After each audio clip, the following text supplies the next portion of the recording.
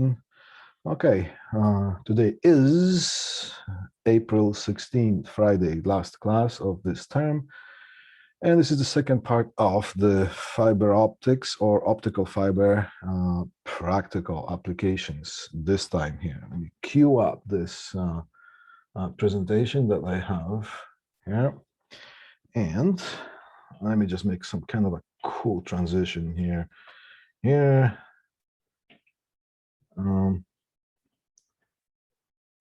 Okay. All right. I hope that there is no any noises happening. The last time I had my cell phone in my pocket, which was right beside my cable from my microphone, and the digital noise from the cell phone was interfering with our audio. So nice and clear today. Good. That's because the cell phone is put away here, far from my microphone cable. All right. Okay, so now we have the optical fiber or fiber optics practical applications. What do we see here on the first plane is the sort of a version of a patch panel, but it's not a copper patch panel that we did during one of our labs. I think it was lab 6 or something, if I'm not mistaken. However, this is another version of a patch panel, but fiber optics. What do we have here is it's a see-through connector. It's a coupler, optical fiber coupler. So you some of us already completed the mechanical splice, putting a connector onto a fiber strand. On here, you would just plug in one of those connectors that it could be a optical fiber patch cable that would connect whatever it is this other side of the optical fiber goes to whatever it needs to be connected. And usually it would be connected to some sort of a media converter or other equipment, depending on what the network is. So over here, you would use this side of this coupler for a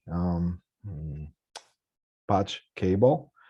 And this other side would be connecting a field wire. And remember what we talked about, what field wiring is? A field wiring is the wiring that goes anywhere inside the facility, inside the building. So that's called the field wiring.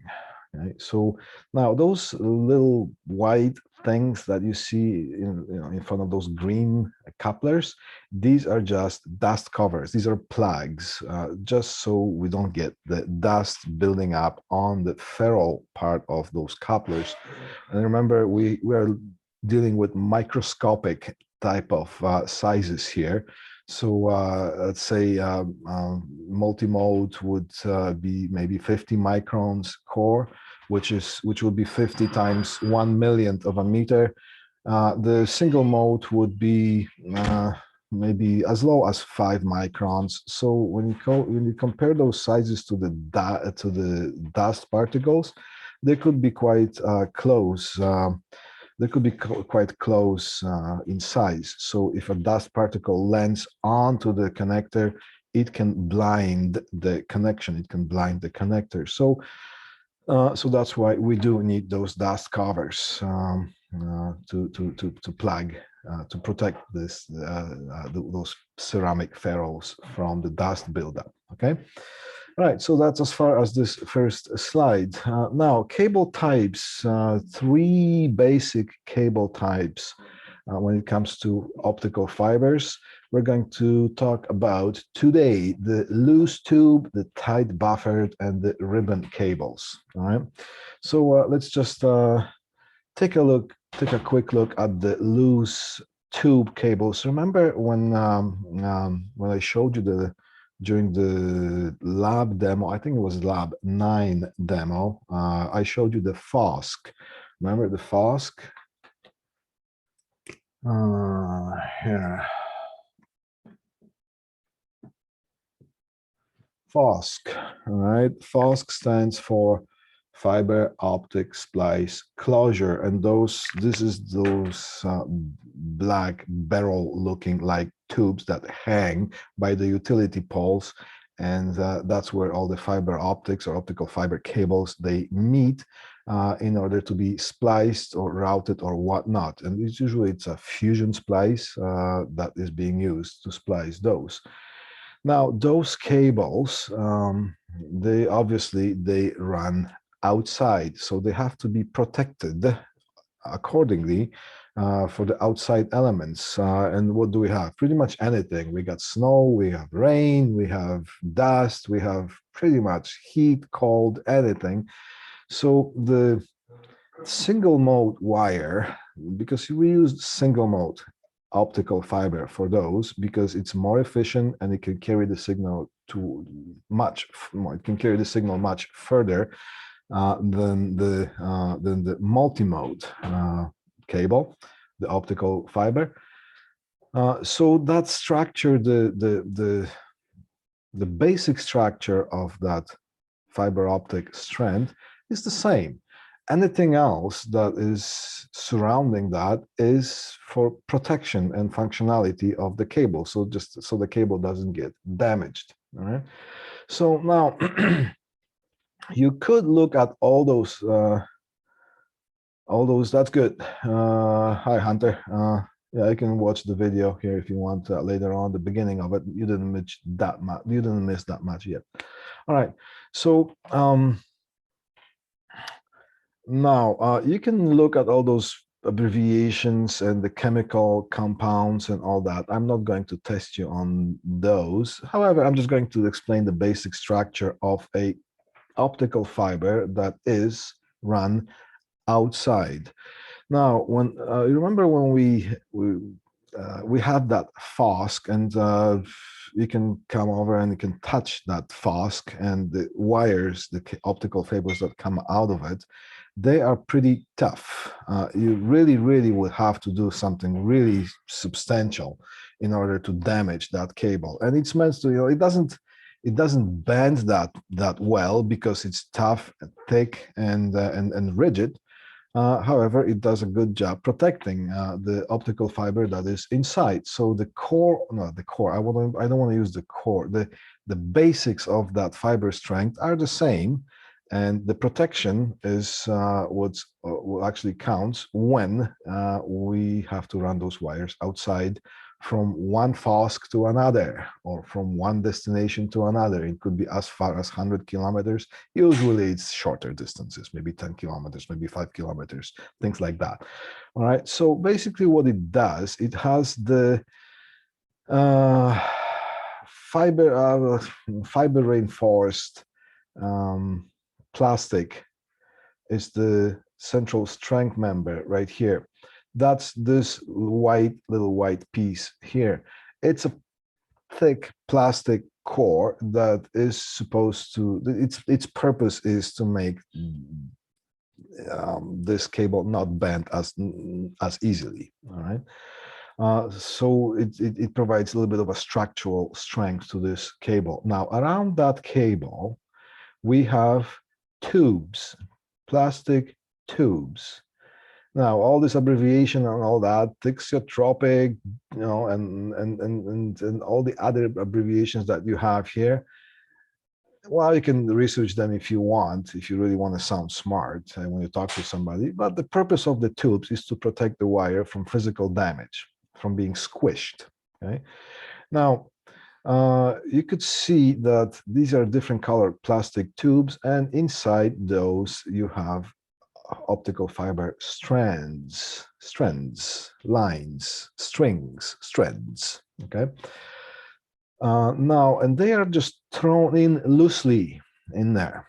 So if you shake that, that thing is going to shake about inside those tubes.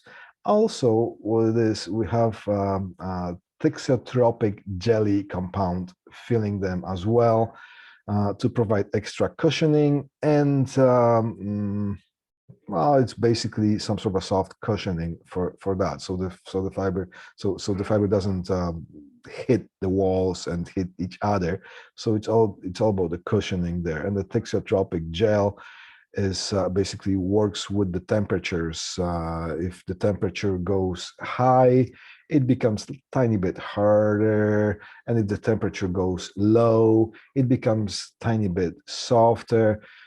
So it basically works the opposite that it should. Usually the materials get harder when the temperature goes lower, and it goes softer when the temperature goes higher. But this is just to compensate for that. Now, those fiber strands are thrown in loosely, and the tubes are not filled up to the brim. They are not tightly packed. They are not tightly packed. They are thrown in a loose tube configuration. Okay, so those are thrown in there loosely. So they just sit there, and they have still some room to maneuver, still some wiggle room. Now, the purpose of that is all the materials that when you expose them to heat or to cold temperatures, all the regular physics of things on this planet works as such that they either shrink or expand. So if something would shrink too much here, it would squish the cables, it would squish the optical fibers. And what happens if you squish a bunch of glass? The glass would shatter. So that's why those things are being thrown in a loose tube configuration. So when the materials expand or shrink, there is still some room to play. There's still some playroom. So those cables are not going to get squished inside, right? Now, also, the whole thing is going to be wrapped up with some sort of a water swellable tape. It's a polyester tape. It's a pretty cool material. Remember, sometimes there was one of those in some of the shopping channels. There would be one of those hot thing that would be sold, at 3 o'clock in the morning, or something like that. There would be those wipes that would look like candy, and you would just throw that in the water, and you just would expand to a big sheet. So that's basically it's a water swellable material. It's supposed to absorb the water, and this thing here can absorb a lot of water. So this is to protect things from moisture buildup.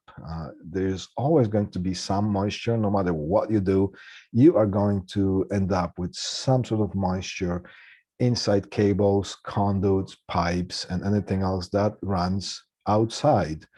Right now, you're going to encounter some conduits that pop up in some electrical rooms, but whatever the facility would be, and there will be 2, 3-inch pipes, 4-inch pipes. These are big pipes coming out. Usually, they'll be coming out from the ground, and underneath the ground, they would go right to the distribution box that is somewhere by the street or another building. So inside those pipes, there is a lot of water buildup. In order to run wires in that, you're going to get dirty, because that water that gets there, it gets dirty. So sometimes if you have to run wires inside those pipes, you're going to, well, if you get hired by a company who does that, you're going to get some clothes that you can change, and can wash your hands or whatnot. Quite often you're going to have to blow out that water from or as much as you can, the water from the pipes. And when it comes to blowing out that water that is there, just a regular shop vac in reverse is not going to work. Quite often when you're going to run something, see, I'm getting ahead. If you run something that's called a mouse, and it's not this, it's not this mouse, computer mouse. Yeah, that's not a computer mouse you're talking about. The mouse, when it comes to running cables, is it's like a plug, a soft plug that you tie the string to it, and then you put it in the conduit, and then you get the shop vac. Usually it's these small pipes inside the building, that if you want to run the string from one end to another, you put that with a string attached to the mouse, put that in the pipe, put the shop vac in reverse, plug it into the pipe, turn that thing on, and this thing's going to blow at the other end. You just have to make sure that there's a provision for the string to run properly, nicely, and freely. Now, when it comes to underground pipes, those 3, 4-inch pipes, you are not going to be able to. There's just not enough power in a shop vac. In order to do that, you're going to have to get a big compressor, and that compressor looks like a small car.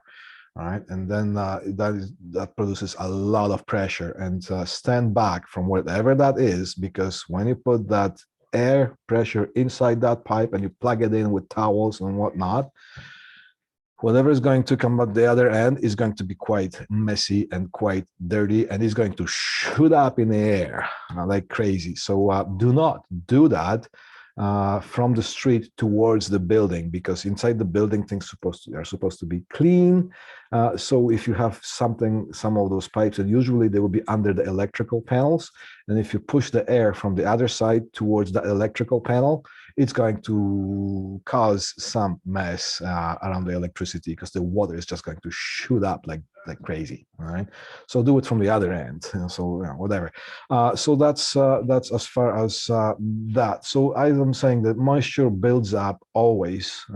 So the purpose of that water swellable tape is just to kind of compensate for that. And then there is a PVC or hard plastic jacketing, and usually it's black, and that serves as the final protection against all elements: wind, dust, cold, snow, rain, birds sitting on things, and some small bumps and whatnot. Okay, so that's a loose tube cable. All right, loose tube cable is designed for harsh environmental conditions in the outdoors. Fiber strands floating loosely in the designated rugged tubes. Material contraction and expansion due to temperature changes will not affect the fiber strands, because that's because of the way that those optical fiber strands are arranged in that. Okay. Used mostly in the outdoor long haul installations up to 120 kilometers, but usually they are shorter distances. All right, now we're going to talk about something that's called a tight buffered cable. All right, now you notice that first of all, you see the jacketing is orange. Right? So that tells you something right away. And if you don't know what it means, I'll tell you what it means right now. If you see orange jacketing, that means you are dealing with a multimode fiber. Right? If you see yellow jacket, you're going to you know that you're going to deal with a single mode fiber, because if you strip the fiber, remember the cladding, even if you strip it right to the cladding in both cases is 125 microns thick. So you just won't be able to, even by touch or by feel or by looking at it, you won't be able to tell whether you're holding a piece of multi-mode or single mode fiber, right? So the jacketing color, this is a bit of a color coding. Now, do not confuse that with the spiral wrap on the fosks that are outside. You are going to see those fosks on by the utility poles, and you're going to see a little bit of a spiral wrap around the one of those optical fiber cables there. These are to mark the ownership of the fosk. So if you see a little bit of a spiral wrap around that fosk and it's orange, that means it anyways, in our area here that we are, it would be owned, that fosk or that whatever the structure, it would be owned by Rogers. Okay, so orange means Rogers, and then if you see a yellow one, yellow spiral wrap, that means it's owned by Bell Canada. Then there are green and white. There are some other companies that that are running, also those running the optical fiber. And I think some of them is the GTEL, some of them would be the StarTech, and there will be other companies that would basically utilize different colors. So this has nothing to do with the color of the jacketing on the cable. You see a piece of cable, that is fiber optic. And if you see orange, that's a multi-mode cable. And if you see yellow jacket, that means it's a single mode cable. What do we have here? Well, we have the outer jacket that is soft and it's nicely flexible, right? As opposed to the loose tube, which is hard, thick, it's not easy to bend, and it's meant to be that because it's going outside. Now, these things are inside, and when you run them, you have to treat them like a baby.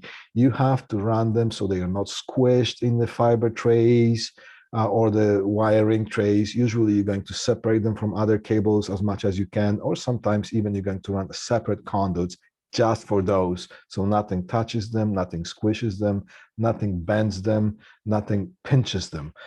All right. And for sure, if you are going to fasten that, you're not going to use a zip tie and just do a kind of a hard zip tie kind of a thing. No, you're not going to do that. There are things that are called micro bands and macro bands. You would call, if you squeeze the optical fiber with the zip tie, you are going to create a micro band. Let's just stop for a second and discuss those. Micro band, if there is an optical fiber running and there's a little bit of a dent here, okay, that could be caused by something pinching it or whatever else. That would be called a micro band. Okay.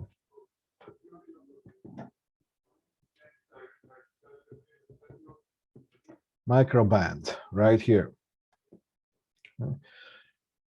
Any type of a band or any type of physical obstruction that the light has to go, you are changing the angles of travel, angle, the pathway of the light traveling, which means some of the angling inside that it's not going to be straight run anymore.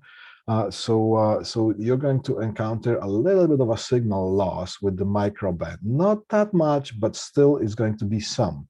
Now, when you're running the optical fiber around the buildings, and you have to basically, due to the nature of things, that you're going to have to run that cable because that's the way you have to run it, this would be called a macro band.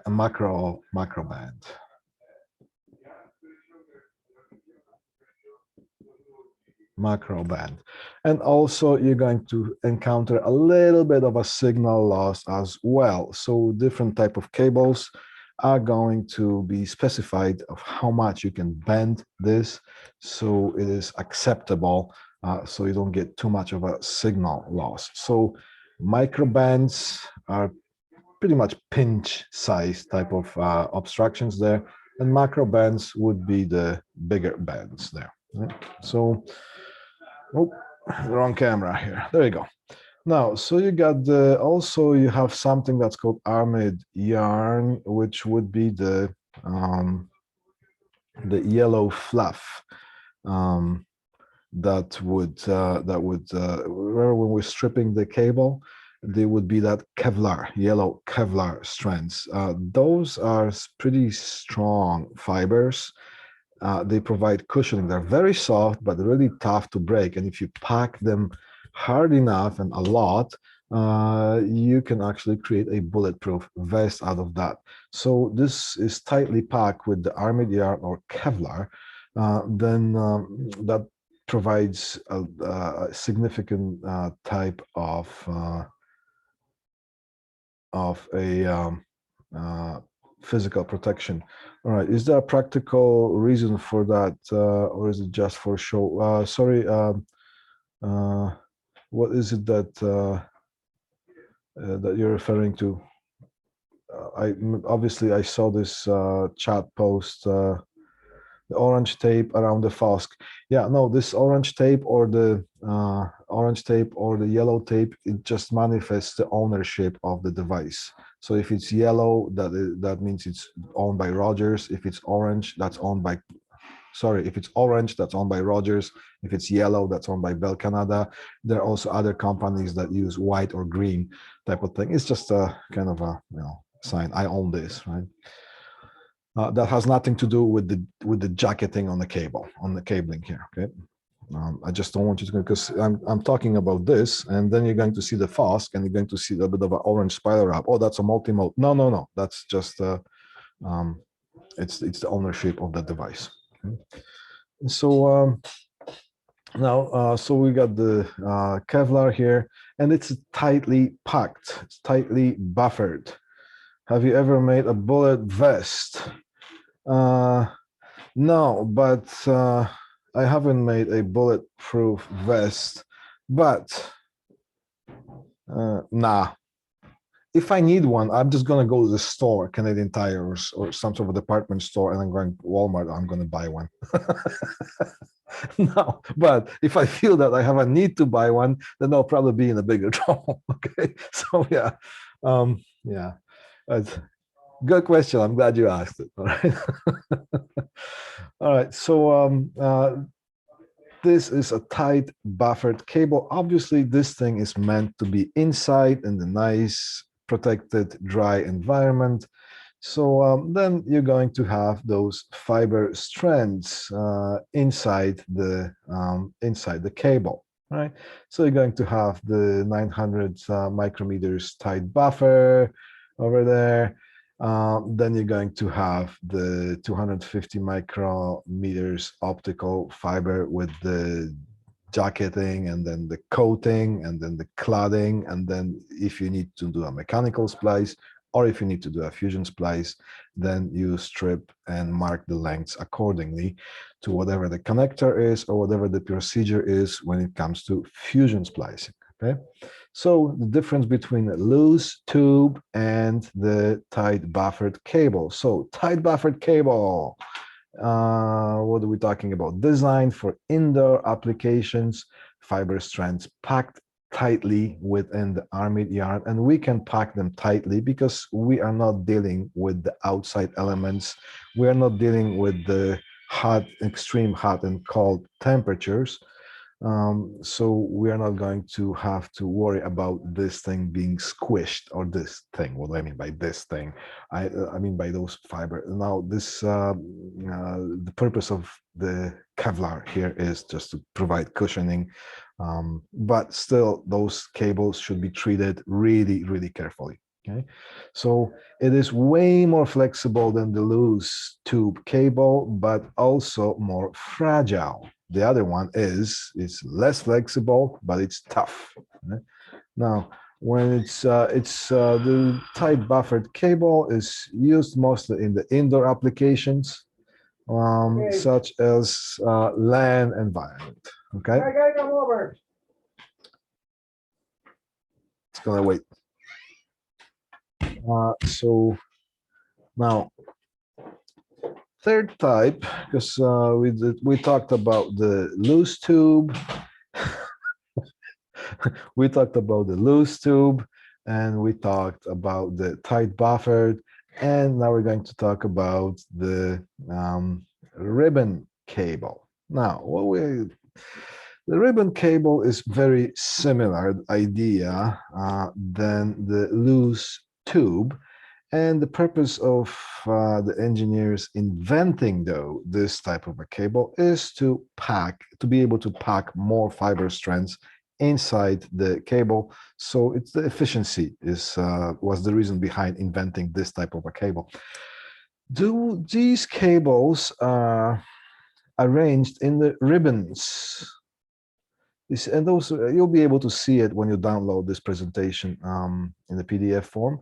But those cables are arranged in the ribbons, and they're color coded, and the ribbons are stuck in multiple ribbons fables. So the ribbons can be stacked up to 22 high ribbons. All right. So if you have 12 optical fibers times 22, so that could be a lot of fiber strands inside that, and now multiply it by 4. So this type of cable, it can carry a lot of fiber because because they are a little bit better arranged. Okay?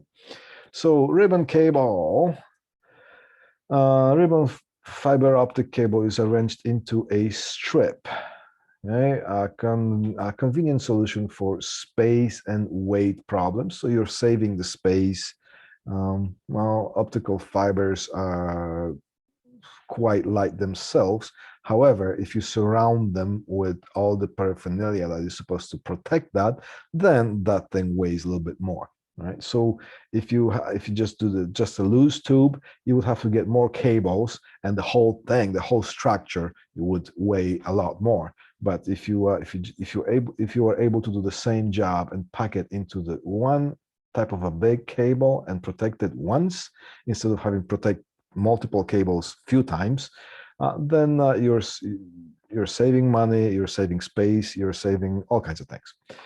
All right. Now the cable ribbons are actually coated optical fibers placed side by side, encapsulated with mylar tape, similar to the miniature version of wire ribbons used in the computer wiring. Okay, so that should give you some visual here.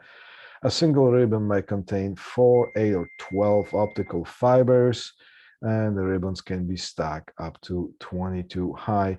Now, remember when we did the fusion splicing, we were splicing one fiber onto one fiber. Yeah? There are fusion splicers that they can splice the whole ribbon. So you just put a ribbon on one side and another ribbon on the other side, and it's press the button. That thing is going to align the whole ribbon by itself and with each other, and then you're going to be able to with that press of a button, you're going to be able to splice the whole ribbon. Okay? So that's as far as optical fiber. We were talking about loose tube, tight buffered, and ribbon cable. Okay. Now, here, let's talk about color code. Do you remember we did the 25 pair copper cable? Remember those groups? I wonder if you remember those.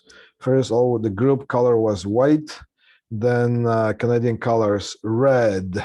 Okay, remember that?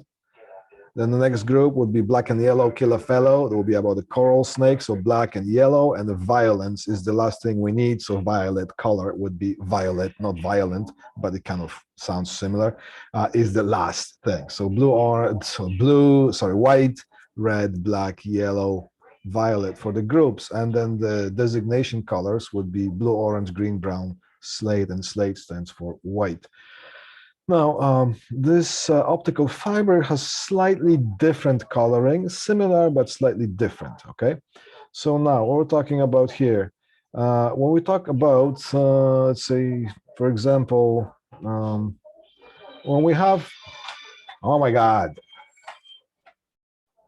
when we have this, loose tube cables, we're getting this strands, but they're also color coded. Okay, so now this is how we distinguish, and you can see those ribbon cables as well. They will be color coded here. All right. So now here's the color code as far as counting this fiber strands: blue, orange, green, brown, slate, which is gray, and then we go white. Then we continue with the red, black, yellow, violet, rose, and aqua.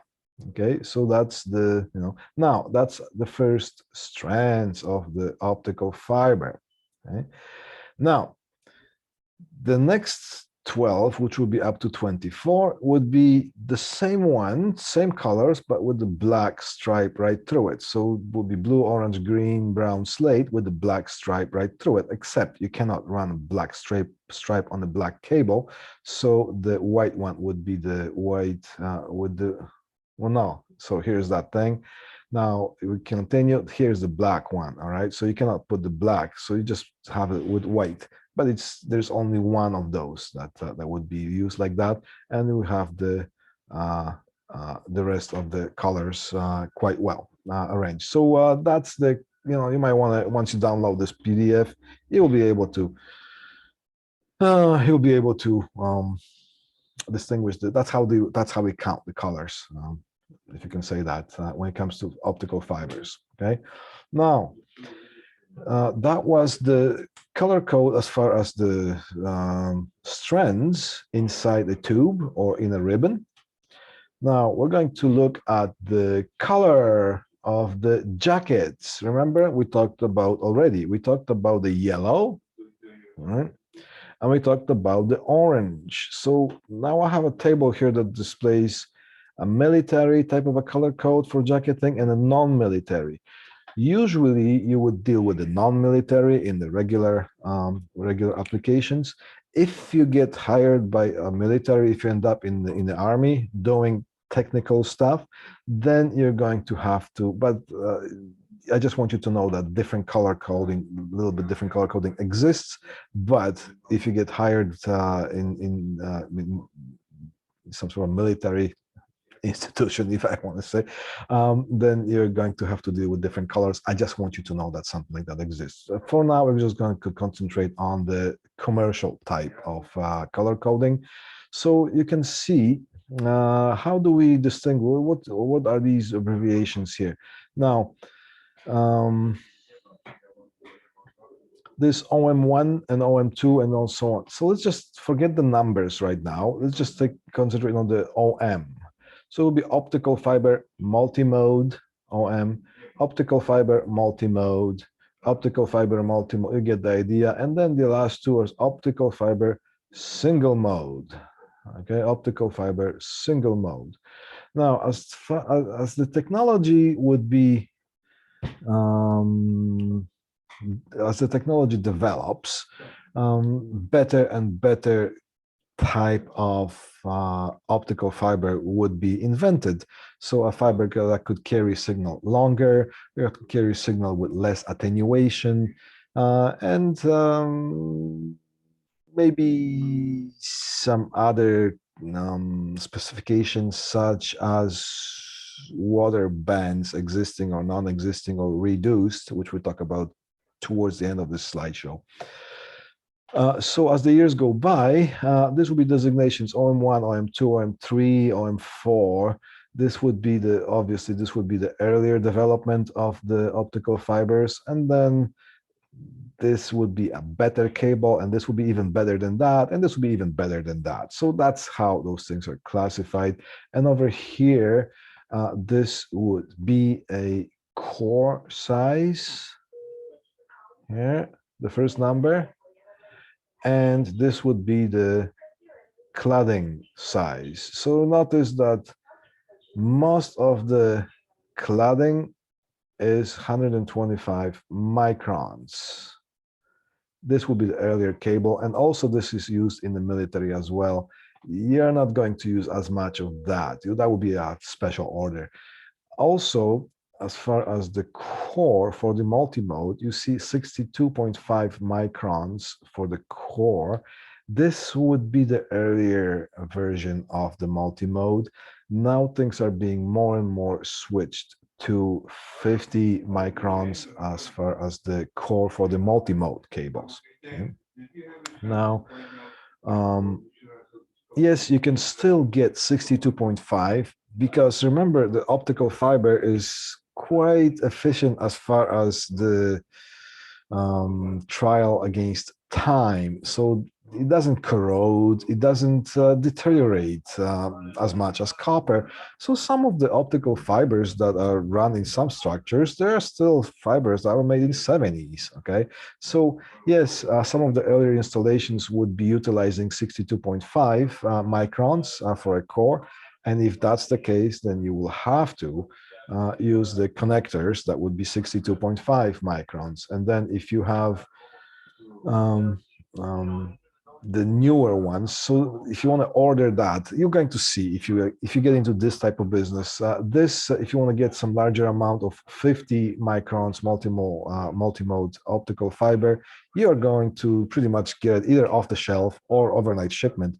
Now, if you want to get the 62.5, sometimes you're gonna, if they have it in stock, maybe, but that would be maybe you can get it within a week or so. All right, so that would be a more special order here.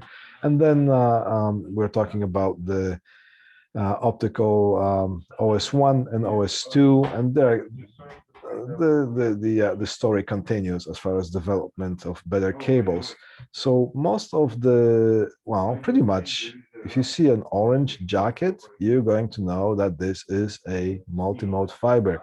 If you see a yellow jacket, that is pretty much going to be the single mode jacket.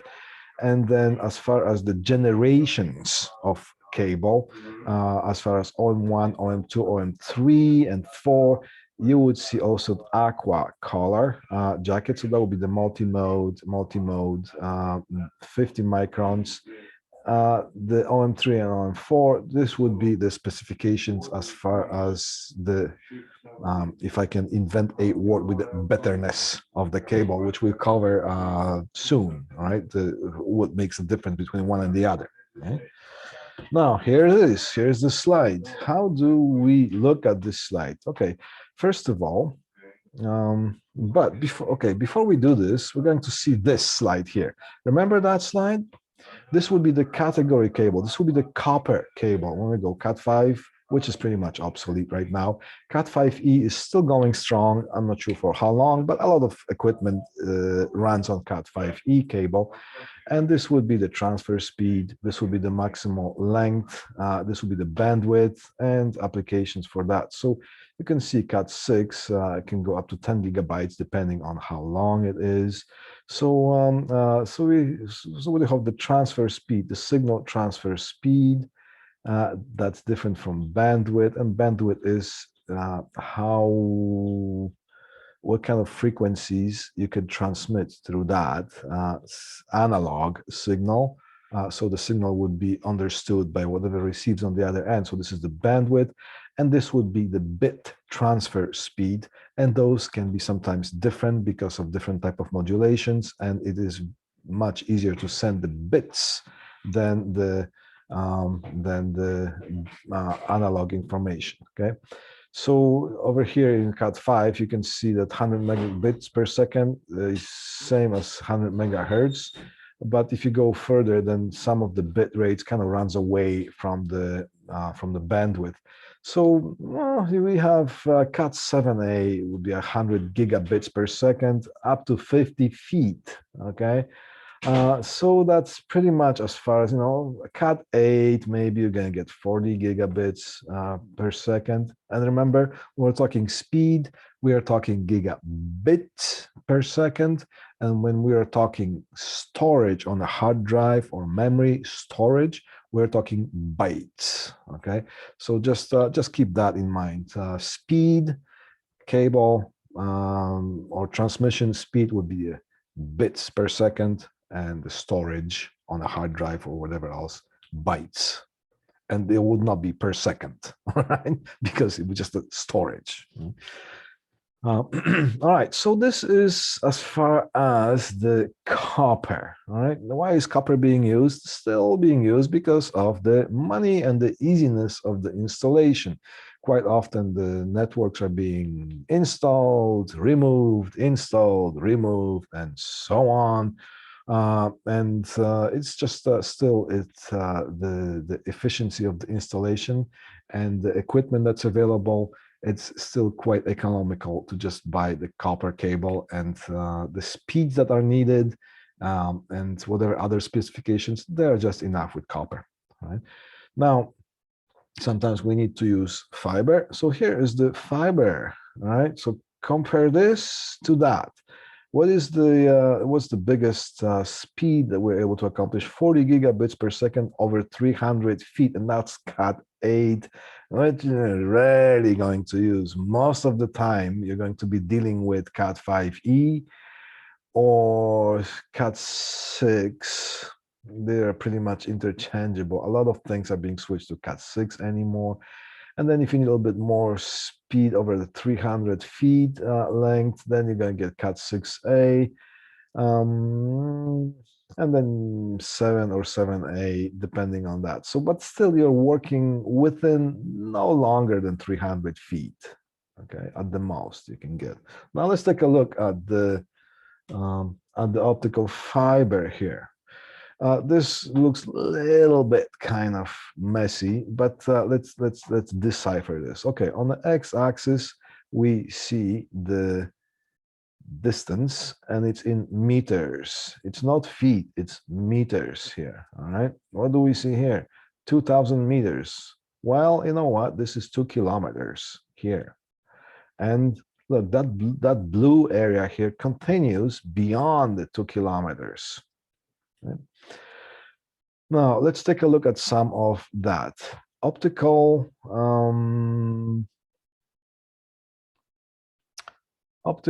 multimode, OM3, OM4, just as a comparison, OM1, optical multimode 1, it can give you 1 gigabit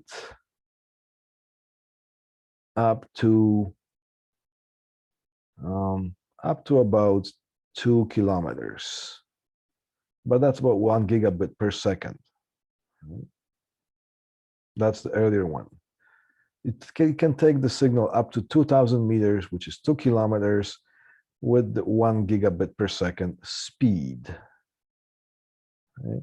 Now we're talking about OM3 and OM4. It can give you 10 gigabits per second, and OM3 is going to give you 10 gigabits per second, but only up to 300 feet. Sorry, meters, not feet. Okay. So that's a lot longer than 300 feet. It's about 3 times, about 900 feet here. Okay. Now we're going to look at the OM4. Now, if you want to just use the 1 gigabit per second, it can take it up to 1 kilometer run end to end. If you want to use 10 gigabits per second, then OM4 is going to take you up to about half a kilometer here, 500 meters, and so on. And then there is optical single mode, which is basically a runaway world from the multimode. And that takes it up to 50 kilometers, some of them 100 kilometers, 120 kilometers without the need to be re-amplified for the signal. Now that's kind of arbitrary because that depends. Different sources are going to give you different lengths based on when the information was printed and based on what equipment is being applied and so on. But what I want you to know is that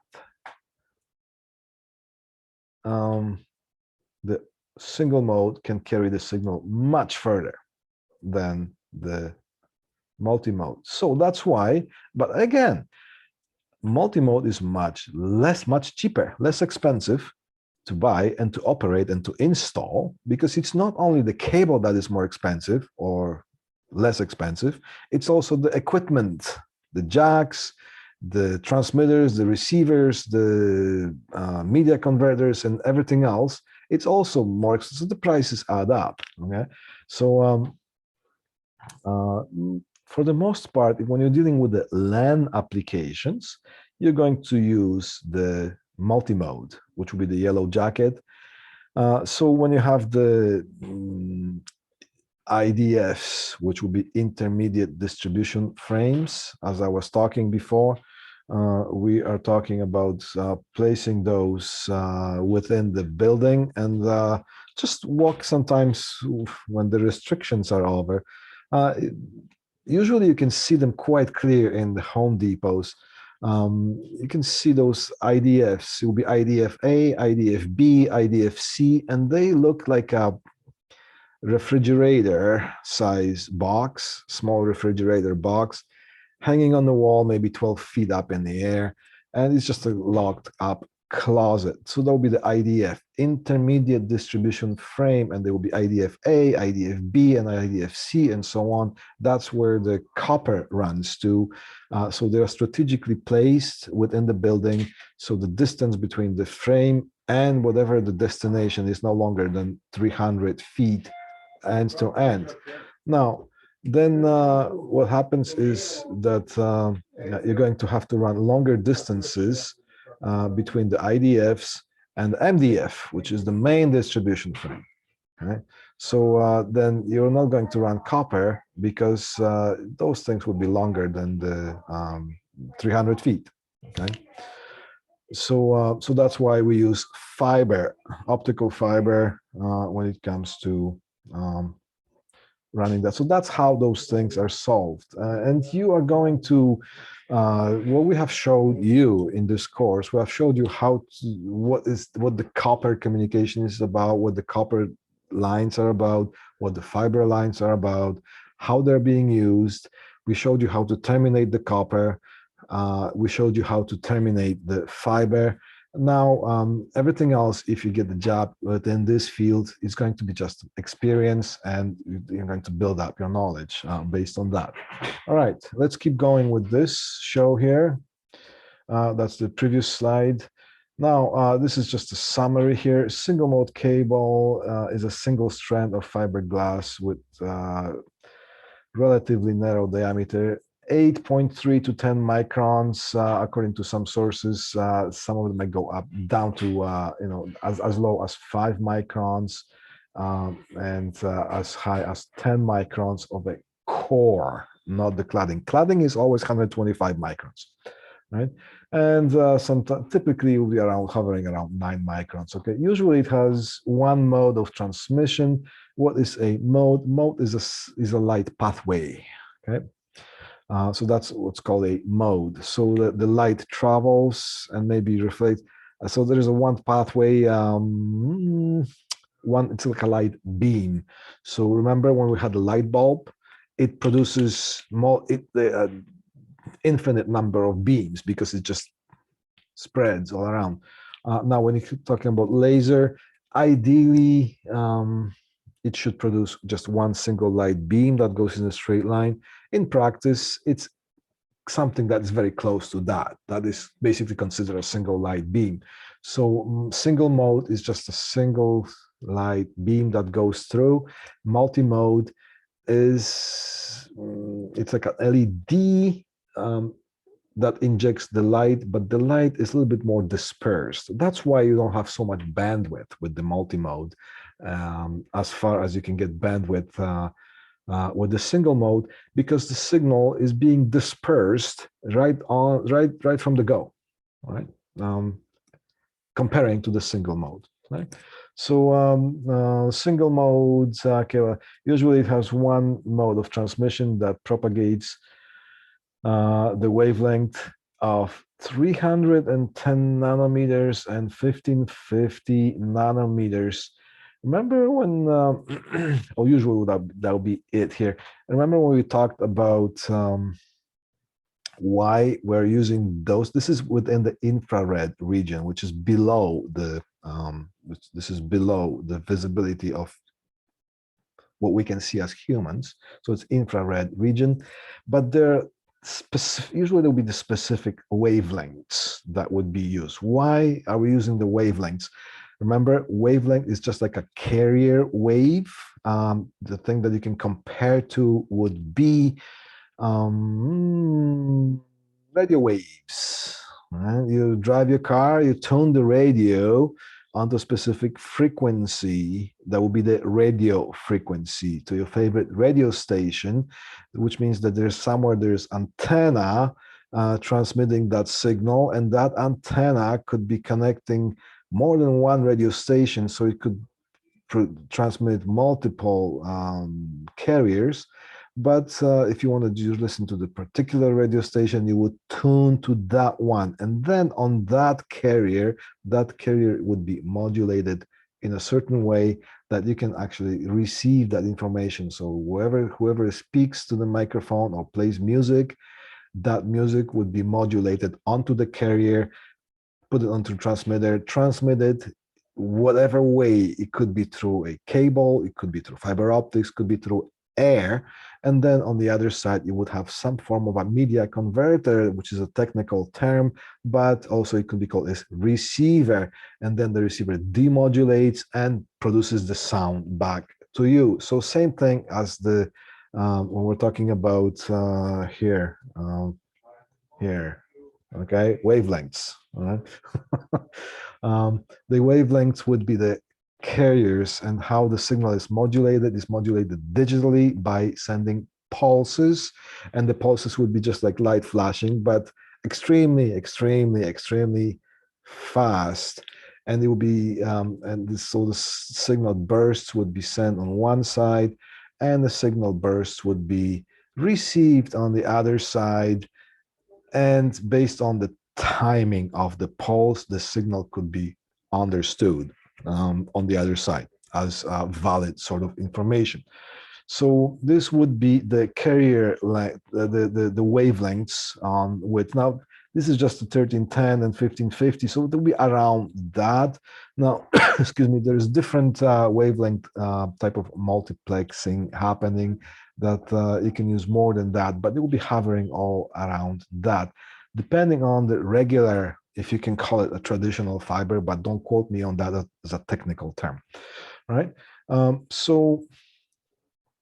Currently, okay, so now here, currently, what we're talking about, it will reduce fiber attenuation and optimize the speed of transmitting signals. We're talking about the single mode cable, meaning the transmission distance is the significant performance advantage of signal or single mode versus multimode. So that means you can transmit the signals further, much further.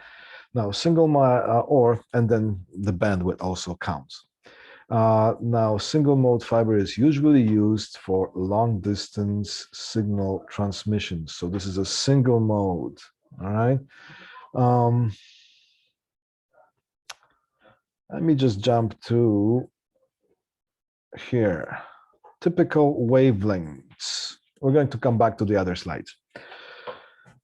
While it's common to use frequency in hertz to specify the transmission band in radio communications, when it comes to light, transmitting light, we are not specifying the frequencies or the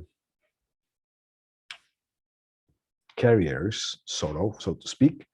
We're not using the frequency in hertz, we're using the wavelengths in nanometers. It's just how the terminology has crystallized when it comes to using the terminology.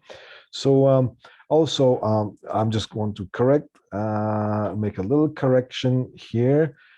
Hertz, it's always the word hertz is a last name of a person. So there's 10 hertz, there are 100 kilohertz, 1 megahertz, 4.5 megahertz, and there is 1 hertz.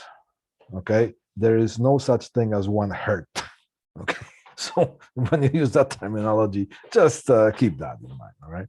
So now, so that's that. Now, we're talking about the optical communications wavelengths here.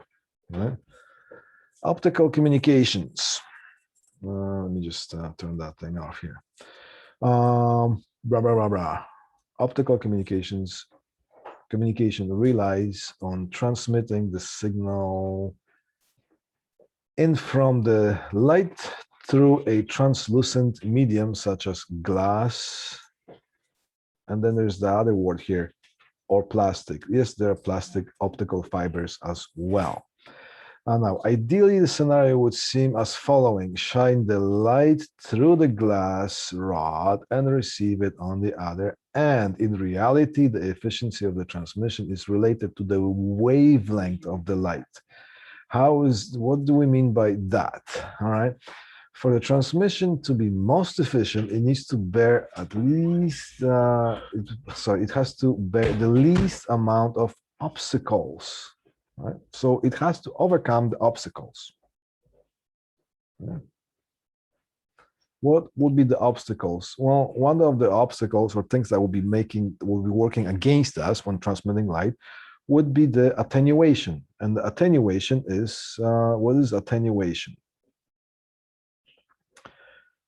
Attenuation is signal deterioration, attenuation. Right? Scattering. Now, here's a new term that we don't use that in copper type, because we lose the electricity to go through, to travel through the copper wires. But when we talk about light, light can scatter. Well, how does the light scatter? Well, if you're shining a light beam and then there's, like, say you have a crystal ball in its pathway, that crystal ball can do things with that light. It can scatter, it can absorb the light. So we're talking about attenuation, scattering, or light absorption. How does this question, how does satellite internet compare to wired? Well, wired satellite is using either optical fiber or copper cabling to transmit the analog signal, which contains internet information. Okay? Now, when it comes to satellite, the link is used, the link that is used to communicate will be the air, and it's in the form of microwaves. Yeah? So satellite would be, sending the signal up to satellite and bouncing it off, processing, and sending back to Earth. All right, so it's just a different link. And with that comes some advantages and maybe some limitations. Now, so over here is a graph. This one shows attenuation. So when we go up, we look at the attenuation of the signal that grows, okay? And here is the wavelengths in nanometers. So here would be 850 nanometers, 1300 nanometers, and 1550 nanometers of a wavelength of the light of the carrier, which would be what's a different wavelength of a light wave would be a different, you can call it, color of the light, because the wavelengths and the frequencies of light, different ones, we distinguish them by different colors.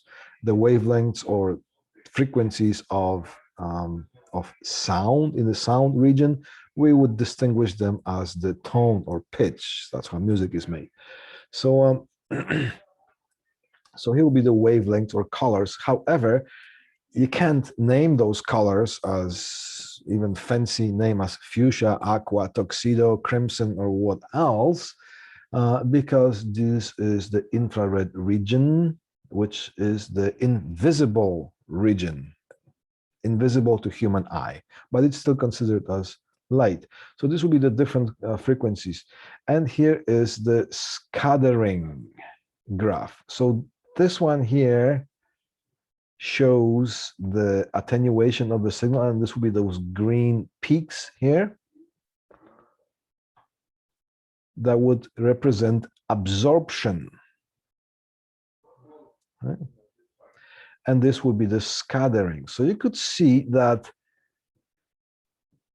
the signal is being absorbed between 850 and 1300, and 1300 and 1550, there is a region of absorption. What do we mean by absorption? When the glass fiber is being produced, it is very extremely pure glass. How pure is it? Well, you can still see the signal on the other end 100 kilometers later. Now, as pure as it is, still it will contain certain amount of water particles. It's just how it happens. Now, when the water particles are present in that optical fiber, excuse me, they might either scatter the light or absorb the light, depending on the frequencies. So now when we see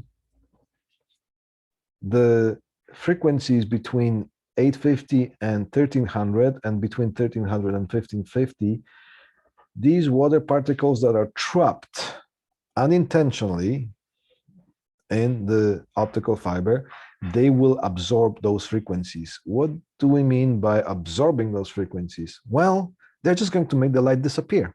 They'll absorb the light. So we're trying to avoid those frequencies in transmission because the transmission would just be not very efficient. And it just so happens that around 850, 1300, and 1550, those water particles are not affecting those frequencies. Now, there's also a scattering effect happening depending on the wavelengths. And as you notice, that the scattering produces less attenuation as the frequencies go towards the longer wavelengths. So that's basically how it is. Now, by saying that, all right, what did I write here a couple of years ago? Optical communications relates transmitting signal from an ideally scenario would be as following: shine the light. I just read that. Okay, but this is the reality that's happened that we have to deal with. And if we know our way around, we can shine the light one end and see the light coming out quite efficiently on the other end.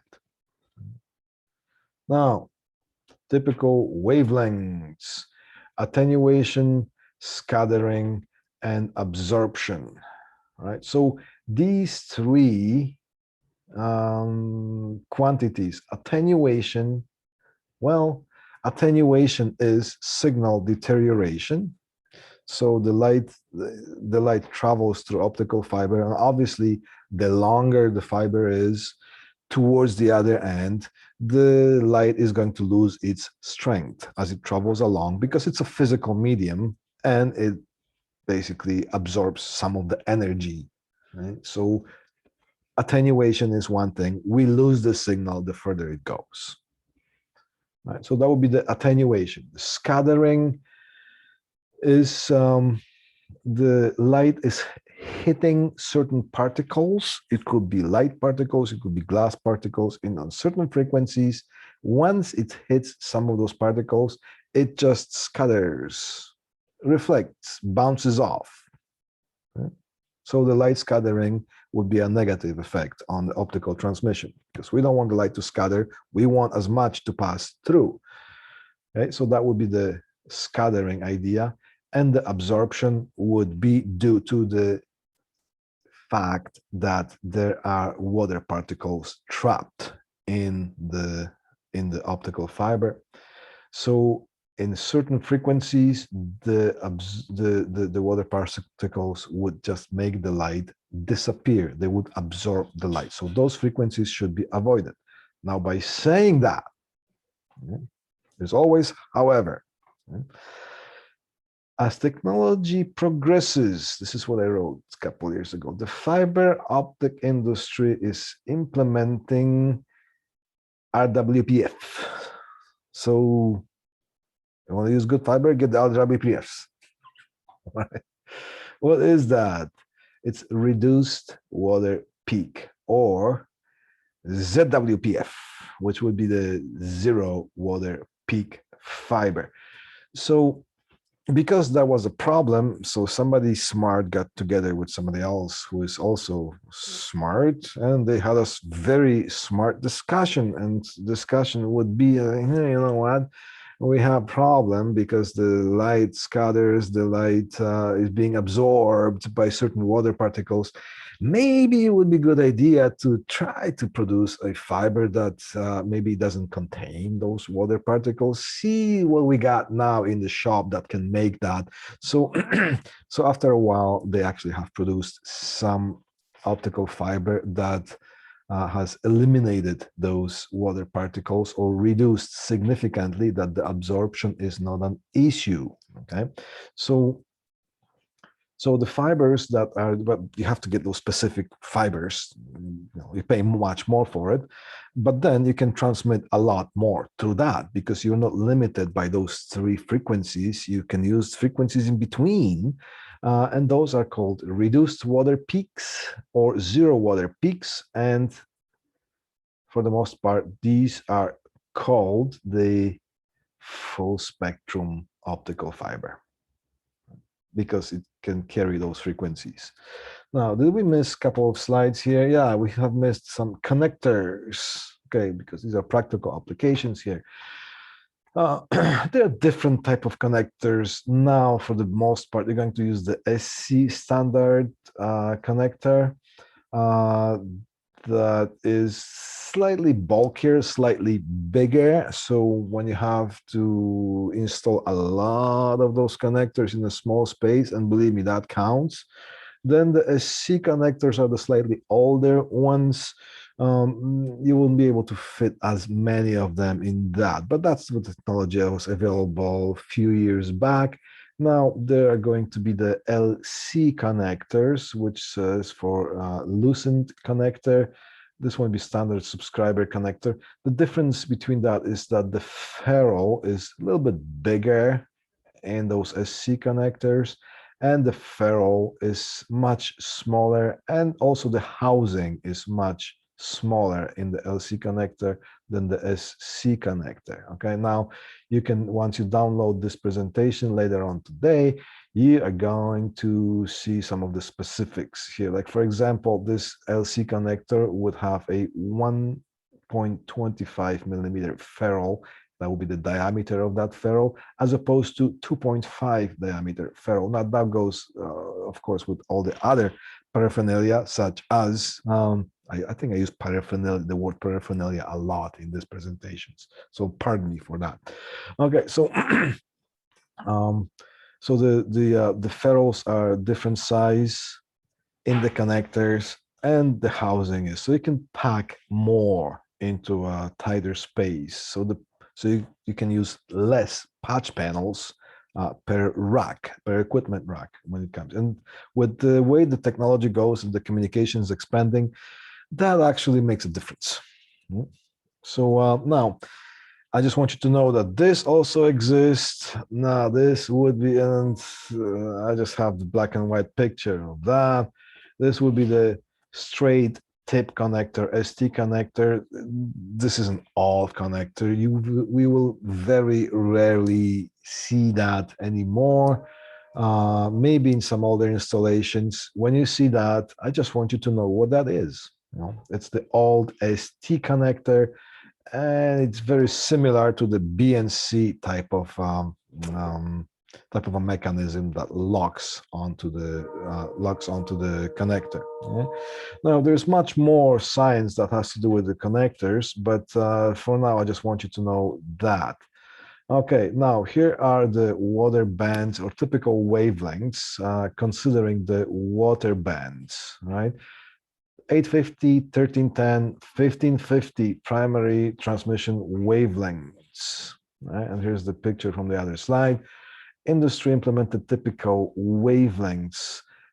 Now, plastic optical fiber or multimode graded index, or single mode, multimode and graded index. We haven't talked about that, what that is.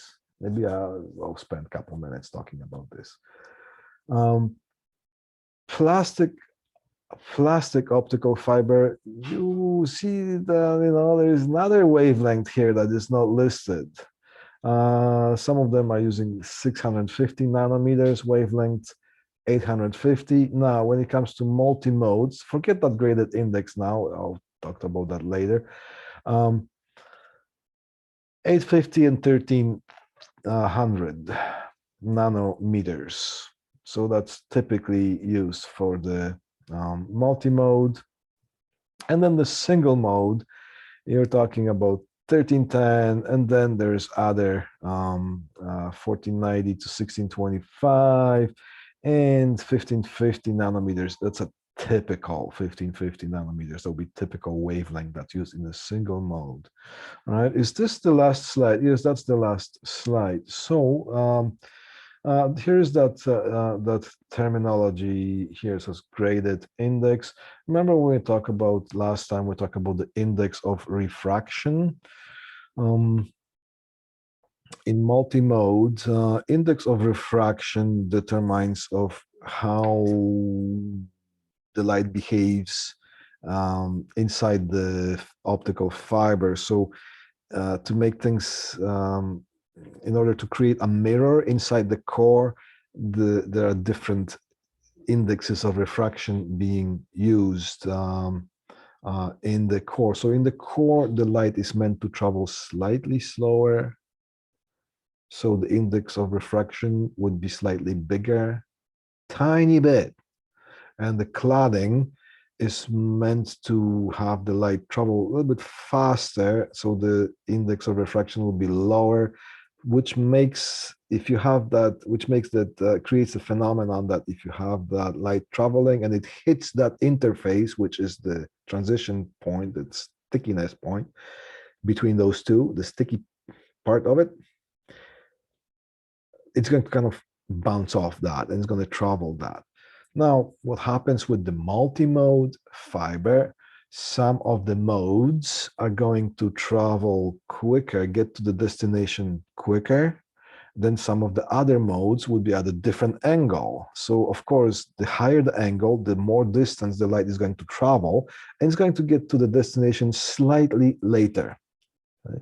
Now, when it comes to graded index cables, is that the interface between the core and the cladding is not as well defined. It's not as cut hard kind of interface.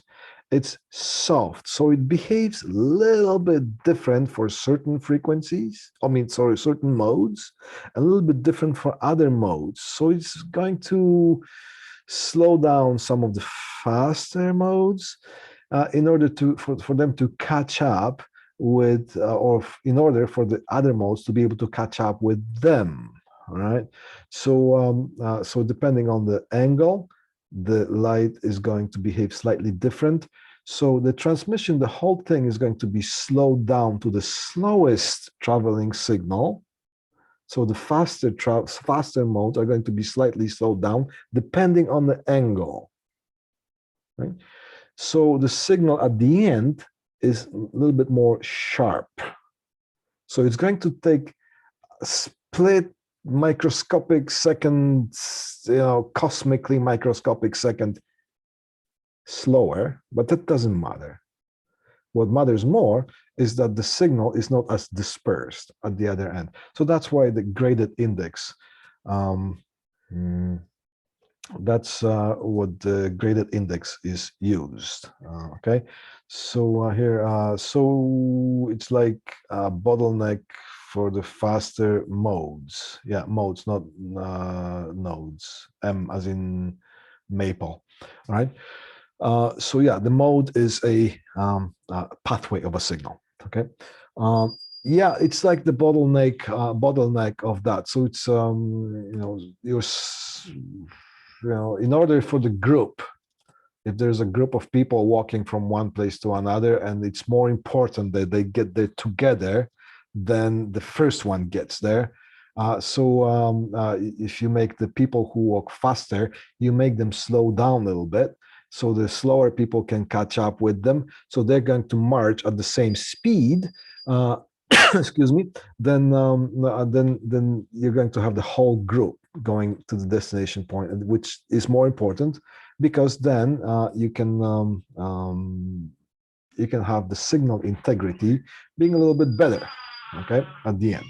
Okay, so this is pretty much it for this whole term. Now I'm going to make another video, which is not going to be part of this term, but I would encourage you to kind of follow some of the stuff that I do on YouTube, because there will be certain things that I still want you to know when it comes to getting into the business of cable infrastructure and what the whole thing is all about. Right? So some of the things, like Mr. Cunningham and I, we were planning to show you some of the tools that are being used and some of the methods or ways of fishing wires in the walls and things like that. We just didn't have enough time to show you that. So we gave you as much as we could during the time frame that we had. All right. Now, as far Mr. Cunningham Canosa, he had a different microphone. Okay. Yeah. Because see that was the old video that we did. Well, old video. This is that video. The demo for Lab 10 is a year-old video. That's when we all of a sudden had to switch onto the online teaching. So we were doing these things from home using webcams and whatnot, whatever we could scrape. However, that video, we did it so well that I wasn't sure if I can repeat that well. I was going to make another video, but that was pretty good. So I just wanted you to know to know the best content that's possible. Now the test. Somebody was asking for the test that was mentioned interesting in the beginning. The test is going to cover whatever we did, which is basically it's going to be the fiber optic 1 and fiber optic 2. Okay, the basics of the optical transmission and the light behavior, and it's going to cover this part. And I'm going to deploy this test sometime during this weekend. And it's going to last a few days. So I know you're having a bunch of testing and evaluations being done. So for this one, as all my tests, you take your time whenever you can, but it has to be done within that period of time. And all the other rules and regulations as far as my tests are as per the announcements, and they are not going to change from test 1, 2, 3, 4. It's going to be exactly the same way that we're going to do that. Okay. Yeah, thank you for that. Yeah. Now, this is our last lesson, and sometimes when you see me on the street, say hi. If you care to know me. And again, as I said, that if you ever have any kind of questions about anything that has to do with this subject, maybe some other topics, you can certainly send me an email. All right, so that's pretty much it. And I will see some of you guys on, hopefully, I'm going to see some of you guys, the B version, the B class, the B group. I'm going to see the Bs this coming week, so we can do the lab 10. And in the meantime, when you do that lab 10, whoever does anything now for as far as the making up the labs, you can just do that. The only thing is that we cannot have at present. We cannot have more than 10 people in the room as per the COVID regulations. So if there are too many people, some might have to wait in the hallway, but it hasn't happened yet, and I don't anticipate that it will. Okay. All right. Thank you very much. You guys are beautiful. Love you. You're special. And move on. Have a nice life. It was a good trip.